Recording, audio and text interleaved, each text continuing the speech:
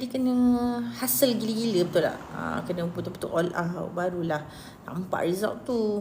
Jadi memang dah buat daripada zaman belajar lagi. Sebab dulu belajar dekat Universiti Malaya. Dulu belajar kat Universiti Malaya dalam bidang bahasa Jepun dan linguistik.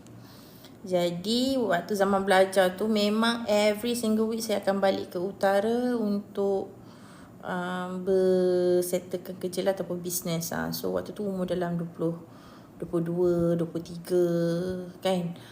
So memang orang kata apa, all out lah bila nak buat bisnes tu. Sebenarnya taklah lama sangat. So waktu PKP tu pula betul-betul lagi all out. Dapatlah berhentikan ayah bawa teksi. So memang struggle lah sebenarnya. Waktu zaman belajar dekat EU sendiri struggle, time PKP pun ada struggle dia sendiri. And then sampai sekarang lah, mana ada bisnes buat kerja yang mudah kan. Orang kata kalau nak jual goreng pisang pun kena usaha, betul tak?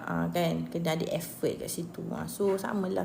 So dekat situlah yang benda yang sebenarnya orang nampak macam, mostly lah for me, I always dapat